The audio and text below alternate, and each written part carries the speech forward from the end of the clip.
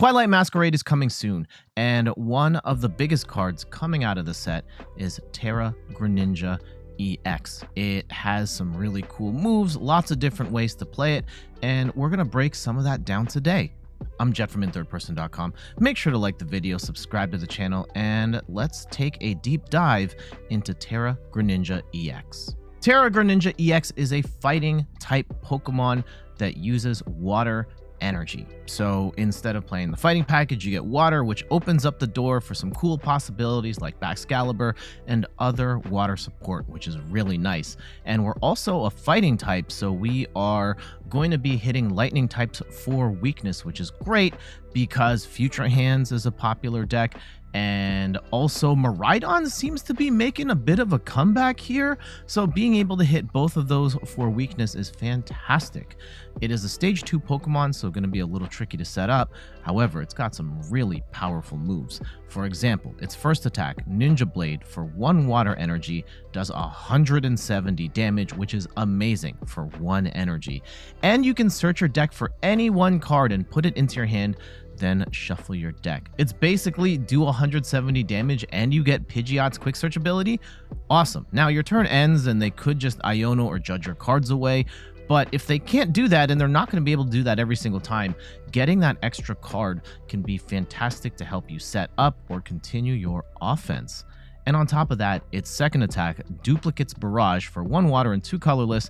You discard 2 energy from this Pokemon. This attack does 120 damage to 2 of your opponent's Pokemon. You can hit the active in the bench. You can snipe out 2 targets. And because that cost is colorless, you can attach a double turbo as well. Now, you're only going to be doing 100, but if you're taking out 2 smaller targets or finishing off multi-price Pokemon that have already been damaged, then the 20 damage doesn't really matter. But we have seen this attack do incredibly well in the format right up until recently, where Rapid Strike Urshifu had a version of this attack, did 120 damage to 2 targets, but you had to discard all 3 energy. Greninja is actually better because you only have to discard 2.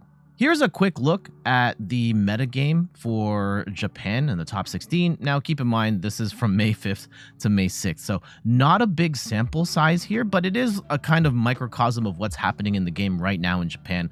Dragapult absolutely dominating in that #1 spot. Miraidon weirdly coming up at the #2 spot. If we haven't talked about it already in a video, we will soon. And Greninja kind of in the back here, admittedly. There's a lot of familiar decks and one new deck here in Blissey EX that is moving up the charts, but Greninja is still in the mix. And it has been good enough to win a couple of City League tournaments here and there. Here's one example from April 21st, where a Palkia version won this tournament against stuff like Roaring Moon. I think that's Roaring Moon, Ancient Box, Gardevoir, Lugia, Arceus Sandy Shocks I haven't seen.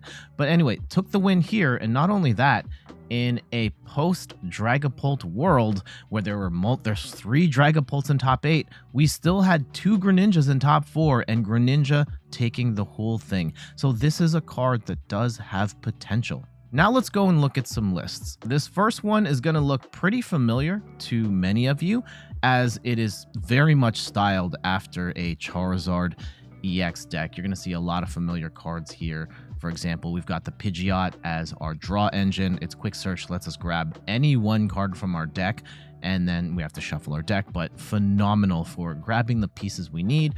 We've got Rotom in here for that turn 1, draw an extra 3 cards to help us set up. One of the new cards we have here is Blood Moon Ursaluna EX. This is going to be our end game attacker. It's got 260 HP as a basic, and its attack is 240 damage. It's very expensive, but its ability makes its attack cost 1 less to use for each prize card your opponent has taken. So if they've taken 4 prizes, this only costs 1 colorless energy, and if they've taken 5 prizes for some reason, this is free. So a very awesome endgame attacker that can finish off anything that Greninja has left on the table. Enhanced Hammer is a new card where we get to discard a special energy attached to one of our opponent's Pokemon. Can slow down stuff like Lugia or other Greninjas with that double turbo. Yeah, if you just knock off their double turbo or anything like that, or a Neo upper energy, can be absolutely devastating for them. Potentially Mist energy, we want to knock that off as well, perhaps. And then last but not least, oh, well, two other things. Double Turbo Energy is a card we can run in Radiant, or not Radiant Greninja, in Terra Greninja EX, because that colorless cost, there's 2 colorless in the second attack for Greninja. Yeah, you're gonna do 100 instead of 120 to 2 targets, but 100 to 2 targets, that could be enough, and you only need 1 extra attack. You only need 2 attachments instead of 3. So double turbo energy, great to run here. And by that same logic, Neo upper energy is great because it covers 2 energy in 1 attachment, and this does not have a damage penalty to it. So really nice use for what many consider to be the worst A-spec card.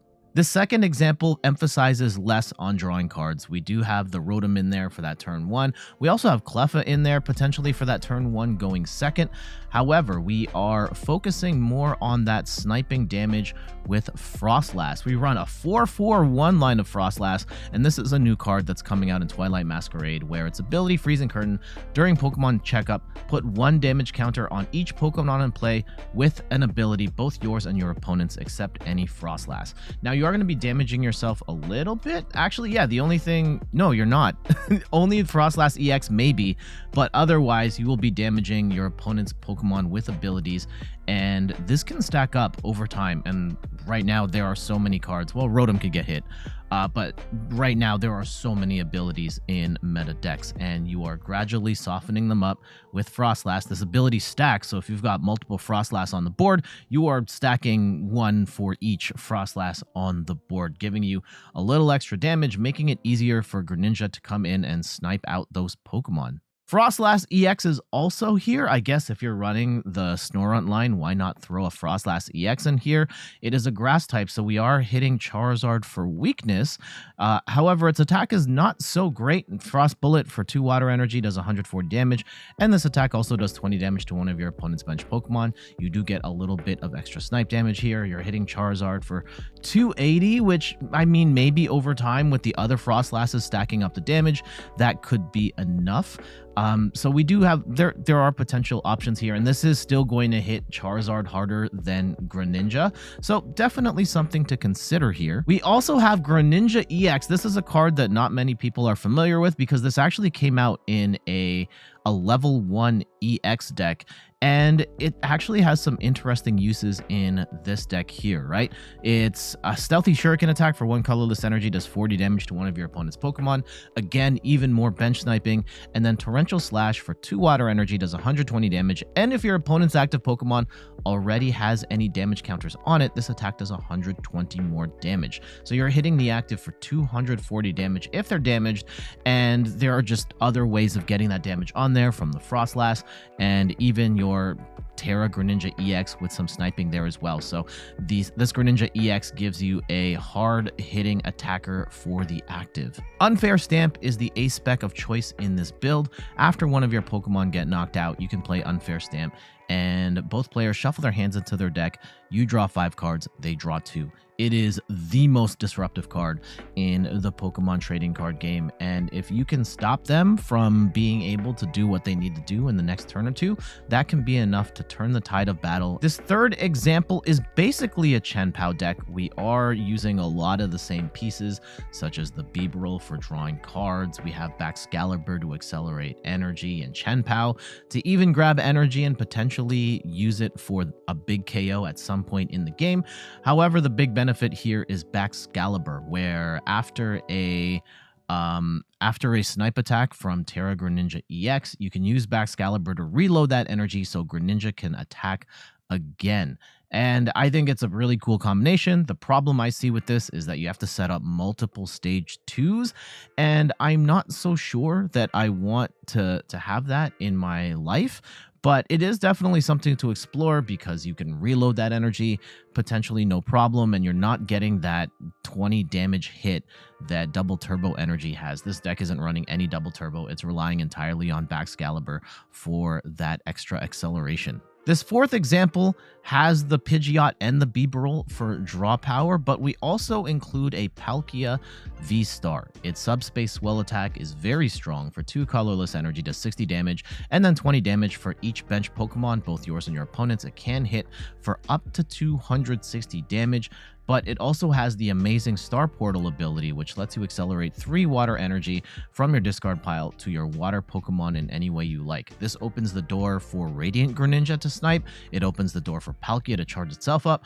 It also opens the door for Froakie or Frogadier to get accelerated. Now, the problem here is that it only accelerates, like Palkia only accelerates to water-type Pokemon, and Terra Greninja EX is a fighting-type Pokemon. So if you're going to use Star Portal to power up a Greninja, you're going to have to do it before you evolve up to Terra Greninja EX. So keep that in mind if you're going to be playing a Greninja build with Palkia. Of course, there's a Charizard example as well, where you just slap Charizard into anything. And I don't blame people for slamming Charizard into any deck. I mean, we've already got the Pidgeot and the Bibarel and the Rotom. Like, a lot of the Charizard pieces are already in this deck, but we can mix it. Even though it's a fire deck and a water deck, Charizard is going to leverage a lot of the same pieces that Greninja is, and then it can power itself up with that Infernal Rain ability, being able to accelerate 2 energy to itself, and then a 3rd energy you could put on a Greninja to make that snipe attack even easier. So having something that can hit incredibly hard in the active, as well as the sniper attacker, is a really interesting combination. But again, now we're running 3 stage 2 lines, and that is so much to set up. The Bibarel does give us a little bit of insurance, can help us draw cards, and it's a little bit of an easier draw engine to set up. But I just have concerns with how many stage 2s we're going to have to run here.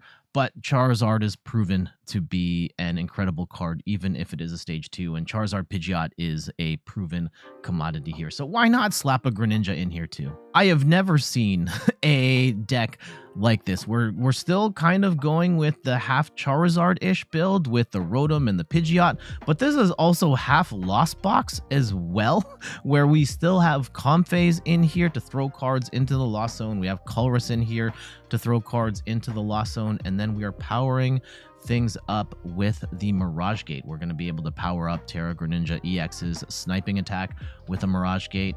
We can power up Luxray with a Mirage Gate, where if you're behind on prizes, you can just bench this Luxray from your hand without having to play any of the pre-evolutions here. And then for 1 attachment and a Mirage Gate, you can do 180 damage and 20 to yourself.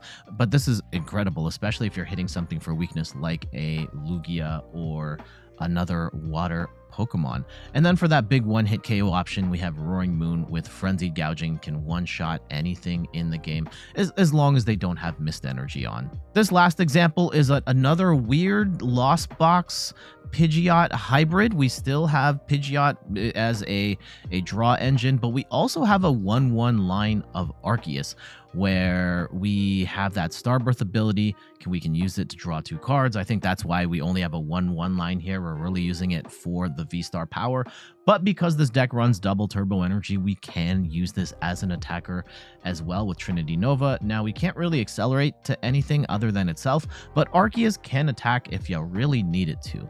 We also have Cramorant in this deck, where if we've got 4 or more cards in the Lost Zone, we can attack for free with Cramorant. 110 damage is a solid amount of damage to do. And getting cards in the Lost Zone, we've got 4 copies of Colress's Experiment, where you get to look at the top 5 cards of your deck, keep 3, throw 2 into the Lost Zone, and then we have Lost Vacuum in here as well, so that we can throw even more cards in the Lost Zone faster to give ourselves access to a single prize attacker.